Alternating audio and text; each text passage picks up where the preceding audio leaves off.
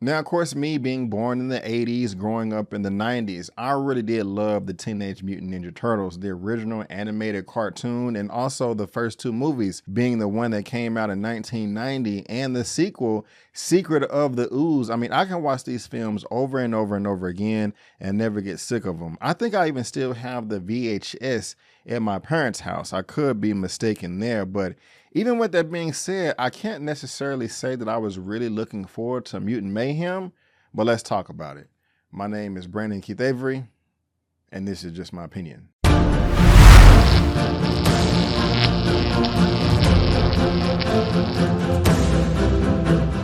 Hey, what's going on, everyone, and welcome back to another episode of Just My Opinion for my Teenage Mutant Ninja Turtles Mutant Mayhem movie review.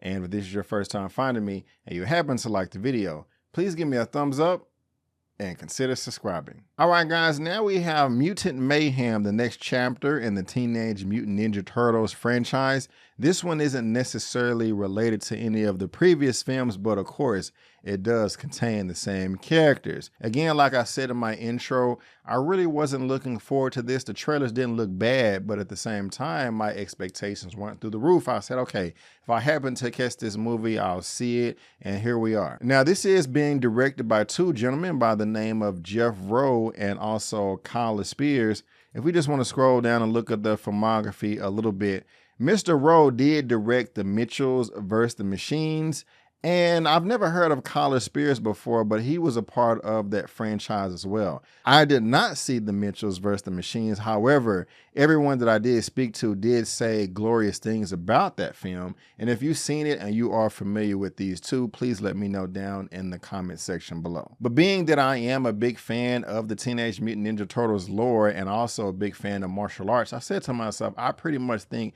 I'll have at least a decent time while watching this film, but I don't know if it'll be for children, teenagers, or adults, or a mixture of the three. And I can't wait to let you know how I feel about it. But before we get into it, before I talk about all the nitty gritty, let me tell you exactly what this film is all about. The film follows the Turtle brothers as they work to earn the love of New York City while facing down an army of mutants. All right, the first thing that I did like about this film is the runtime. I do talk about that quite often. It only comes in at 1 hour and 39 minutes. Of course, that does include the credits. And speaking about the credits, you may want to stick around for the mid-credit scene because there is a nice juicy Easter egg that will get you excited for any potential sequels that's going to come up. Going back to the runtime, I don't mind a long runtime. I don't mind a 3.5 hour movie if the pacing is great, but at the same time, if you can accomplish every goal that you're trying to and more with the shorter runtime,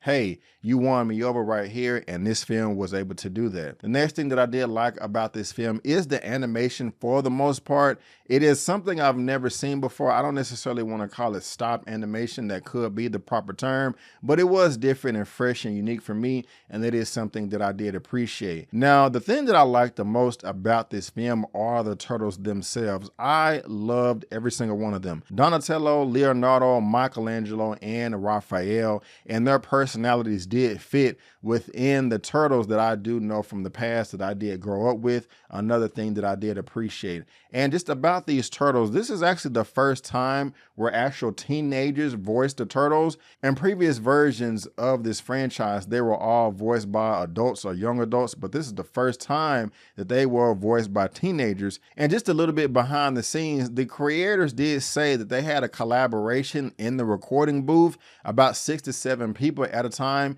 because they really wanted all of the actors, the performers, to bounce off of each other and have a better camaraderie. And I thought that paid off very, very well. That usually doesn't happen, to my understanding. If it is an animation and people have to come in after the fact to give their voice performance, it's usually done one at a time. But I think this film took advantage of them coming together as a group, and that made the film that much better. And going back to the personality of the turtles, I love these guys. They were voiced by teenagers, like I said, and I would actually hang out with them, to be honest with you, if I was their age. I was kind of worried and concerned, just thinking to myself, okay, I'm an adult now, or much older, and am I going to be able to relate to the Turtles? Is it still going to stick with me? I was a child when this franchise originally debuted. Am I going to get annoyed by them? Are they going to be doing a number of stupid, dumb things, making bad jokes and illogical decisions? And guys, that is not the case. Even though they are teenagers, they are mature teenagers. Now, they are still a bit naive for their age, but they're only teenagers, so that's to be expected. And I had no problem with them at all. Again, if I was their age, I would still hang out with them. And at this age, if someone said, hey, can you babysit my turtle teenagers? I wouldn't be like, oh crap, I'd rather do something else. I'm like, hey, they cool. I can get along with them. We can talk about this. We can talk about that. We can go over martial arts and we can eat pizza and I can have a great time. So I thought the personality from the Turtles was just spot on perfect. And so whoever was responsible for that, I got to give them 2 thumbs up.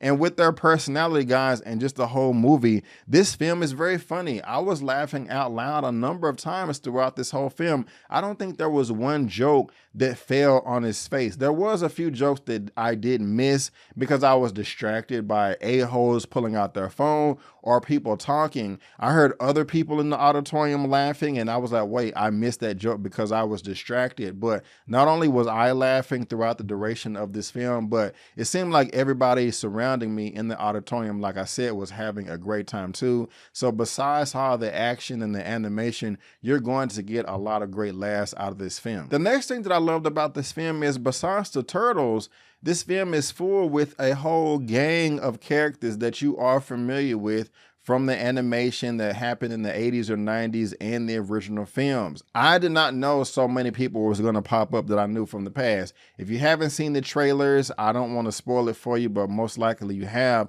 But every time a new character pop up that I knew, I was like, oh, they're in this film, they're in this film, they're in this film. I remember them from the animation. I remember them from the 90s movies. I remember them from the video game. And it put a smile on my face. It had a great nostalgic factor to it. And I was like, yeah, I can dig it. I kind of feel like a kid again. And even going back to the Turtles, I almost left this part out. I love their relationship and the way that they get along. You can really tell that they are brothers. The way that they bounce off of each other, the way that they bicker, the way that they fight, and the way that they work together, they do make a perfect team and they have each other's back. I love that between them. There is no jealousy between them. They are there to defend each other and bring each other up. And that's just a great message to see on film, whether you're an adult or a child, of how siblings can get along with each other and the benefit of teamwork, not just between the Turtles. Now, the teamwork between the Turtles was dope as hell because they've been working together and training since they were children. But when they're interacting with other characters like April O'Neil, who I will speak on in just a second, it was lovely. I really did like that. And I also like the problem solving in this film as well, and the level of communication when there was a problem arising and they had to solve the issue. The way they used their words, the way they used logic, the way that they were aware of their surroundings and just tried to make the best of the situation was a great highlight. Everybody doesn't do this at this age. A lot of people make dumb decisions, especially as children and adults, but I really did not see that between the Turtles in this film, and that was another highlight for me. Speaking about April O'Neil, she was another favorite that I had in this film. I'm used to seeing a white person portray April O'Neil, but that's not the case. This time they had a person of color. Again, something else that I really did appreciate. The actor for April O'Neil is Ayo Ndebiri. I've never heard of her before, but this is what the sister looks like right here. And ma'am, if you're watching this video, I just got to give you a shout out. You did an incredible job. She is an aspiring journalist. I respect her passion. I respect her pride. I respect her level of ambition. She was great. Another highlight in the film. She was just as great as the Turtles, maybe even better in some circles, but you let me know in the comment sections if you do agree with that or not. And even if you wanted to get personal with this movie, you may be saying to yourself, okay, how can I relate to these characters? They're teenagers, they're turtles, they're mutants. No, they have the same problem that humans do. They go through the same things that we do. And again, I like how aware the Turtles are given the world they're in. There is not many mutants like them, only a handful besides Splinter, who I'll mention in a second, and other characters that I don't want to spoil for you here. but they are in a world where they're not accepted from the general population, and that does cause a problem. And the way that they address that problem was fantastic and a giant eye opener. I said to myself, I'm able to relate to these turtles. I have been in their shoes before, and I completely understand where they're coming from. Even if they're making a bad decision, I understand where they're coming from. There was also a good sense of journalistic integrity in this film. Another thing that I did appreciate, and just goes to show how much power and control media does have over the populace. Whether it's good or bad, it really can do a lot of damage or be uplifting for the community. And that's just something else that I was not expecting in this film that was quite mature and surprising. Now, of course, we got to get to the martial arts. I did love the bow staff, the swords, the sais, and the nunchucks. I have a few pair myself, and the way that they used those weapons was really thoughtful and creative and made for some very entertaining fight scenes, especially with the way the turtles use their environment because they're supposed to be ninjas. I also did like Superfly, voiced by Ice Cube. I think he did a stellar job.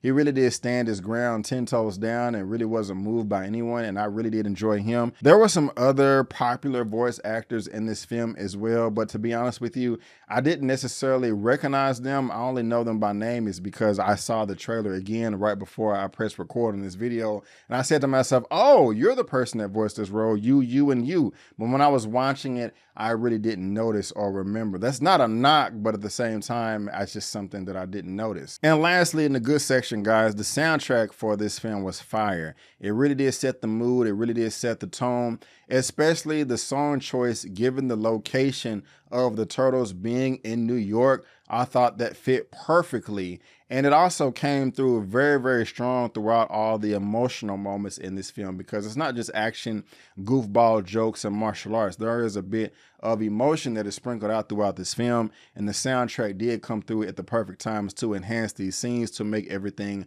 that much better. But guys, those are some of the things that I did really like about the film. Now let me just transition to some things that really did not work for me. We have the character of Splinter being voiced by Jackie Chan. As soon as we saw him, I was like, oh gosh, why did y'all design this character like that? And also, I love Jackie Chan. I feel that he is a phenomenal entertainer, been in Hollywood, China, United States, all over the world for decades, and he is a fantastic person to cast in your movie. However, I thought that he was miscast in this film. I wanted more of a serious Splinter, Oroku Saki, but Jackie Chan, he's soft, funny, and goofy, and there's nothing wrong with that, but I really just didn't like him as Master Splinter. Not just him being recast, but also the design of the character. Now, with that being said, I did warm up to his character towards the end of the film, but when we first initially met him, I was like, oh gosh, I don't like this at all. You're gross.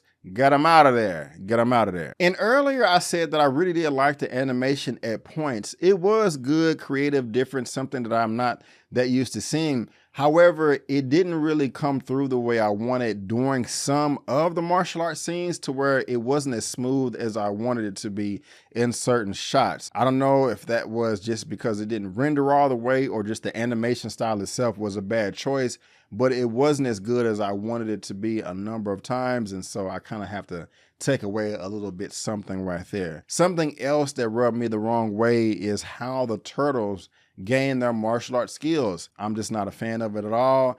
I guess it works for this film, this adaptation, but I was like, really? I really wish I would have did something else. I wanted you to go back to the 90s movie, or I don't even remember what it was in the original animation, but I just really wasn't the biggest fan of the way they got their martial arts skills. However, when they did learn them, it was cool, but I just didn't really care for the origin. And I also have this complaint with the MCU all the time of, I don't mind the jokes, but it's just the placement of the jokes. There was one joke in this whole movie to where it was funny, but I felt it killed the tension. But that's just my opinion, okay? That's just the way I feel, because other people watching this film did like it. They were laughing, but I was like, I kind of wish you guys didn't do that there, but that's just a small little nitpick gripe. And the last thing that I really didn't like, guys, there was a ton of characters in this movie, a lot of them that you are familiar with, but I kind of felt that they changed the origin for a character too, and I was like, okay, why are y'all going this direction? Why didn't you just stick to what everybody knows? I would have appreciated that more.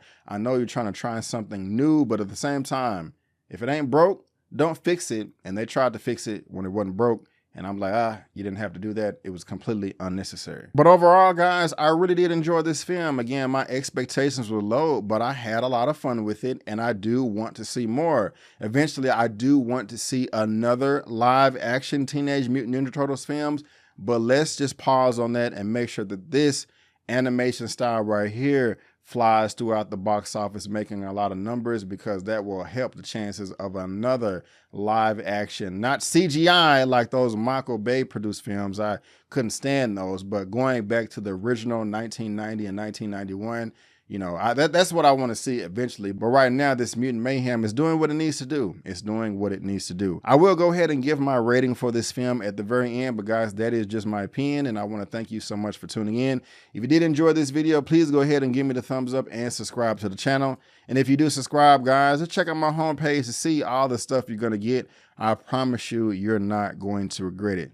But guys, if I had to rate Teenage Mutant Ninja Turtles and Mutant Mayhem out of a 1 out of 10, I'll give this film a solid 8 out of 10. Yes, an 8 out of 10. Like I said, I had a lot of fun with it. I want to see more, and make sure you stick for that mid-credit scene. Seems like I've been giving a lot of 8s lately. I don't know why, but that's just how I feel. But guys, again, I just want to thank you so much for tuning in. And before you go, don't forget that my name is Brandon Keith Avery, and that's just my opinion. Peace.